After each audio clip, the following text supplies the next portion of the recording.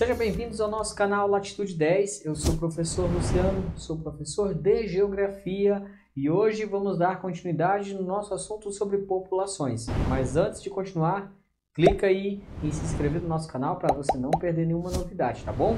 Olha só, vamos falar de estrutura da população, mas um assunto bem específico, as pirâmides, tá? As pirâmides etárias.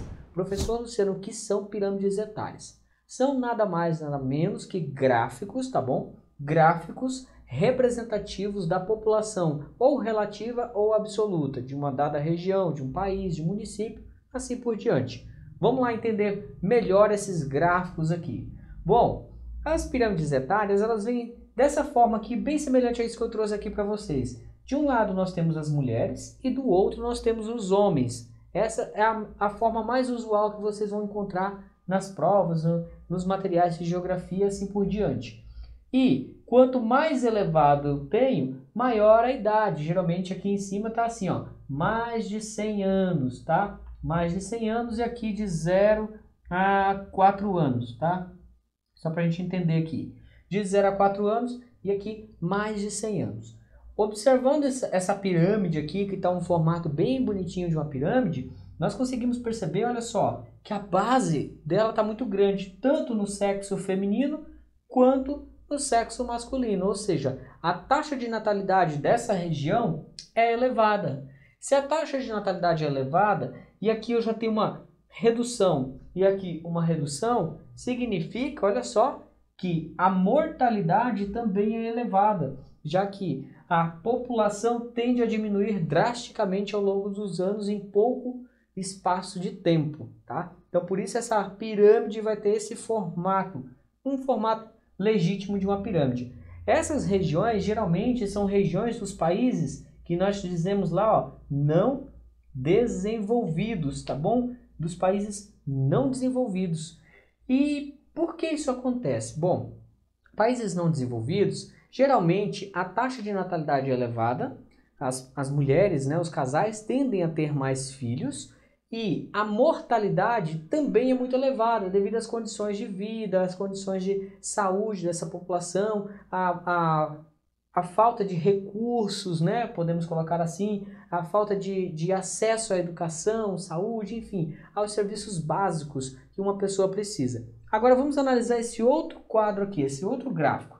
Aqui nós temos a mesma coisa, homens de um lado, mulheres do outro. Nós temos aqui a população de 0 a 4 anos e a população aqui com mais de 100 anos. Vamos dizer que está nessa escala. Olha, então nós temos a população absoluta ou relativa, tanto faz, de uma determinada região. E aqui imediatamente eu consigo perceber o quê? A taxa de natalidade, olha só, ela é menor, ela tendeu a diminuir, começou a diminuir, já não é uma coisa tão grande quanto aqui, ó, ela já diminuiu. E a população, olha só, a população jovem adulta é a maior parte da população. Ou seja, a população economicamente ativa desse país ou dessa região aqui é uma população grande. Então nós temos ali um potencial mercado consumidor, tá? Um potencial mercado consumidor. Que país poderia ter essa pirâmide aqui? O Brasil, por exemplo. Nós temos aqui um país emergente, tá? Esse aqui é o comportamento de um país emergente. Professor, mas eu li em algum lugar que as pirâmides etárias, elas não podem mais ser utilizadas, não se usa tanto para classificar os países em desenvolvidos, não desenvolvidos, emergentes.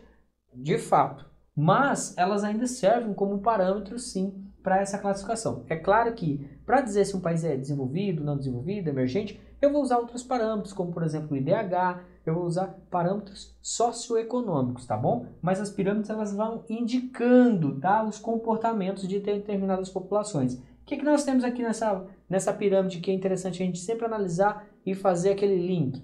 A urbanização, o processo de industrialização desses países, no caso do Brasil, da China, uma industrialização mais recente. Esses países passaram pelo quê? Pelo êxodo rural, as pessoas vieram para a cidade, passaram a ter menos filhos e também as condições de vida começaram a melhorar, ou seja, acesso à saúde, educação, acesso também à informação, de forma que os governos desses países também começaram a a criar mecanismos que sejam para evitar que as famílias tivessem muitos filhos. Então, um controle. Um controle, em alguns países foi mais rígido, em outros foi um controle mais informacional. No caso do Brasil, não houve um controle de quantos filhos por casal, mas houve campanhas informativas para tentar reduzir aquela taxa de natalidade elevada. Tá? Então, nós temos aqui uma população economicamente ativa muito elevada. Isso é muito bom para a economia. Falamos de países capitalistas.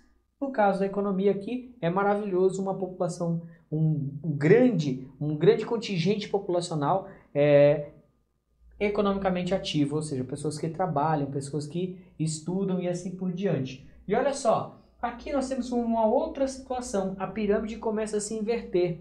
O que é isso? A base está ficando tão pequenininha quanto o seu topo. Onde isso acontece? Países ditos como os países desenvolvidos. Nossa, meu dedo ficou P. Desenvolvidos, tá? Os países desenvolvidos, nós vamos ter essa situação. Por quê? A qualidade de vida vai melhorando ao longo do tempo. Então as pessoas tendem a viver mais.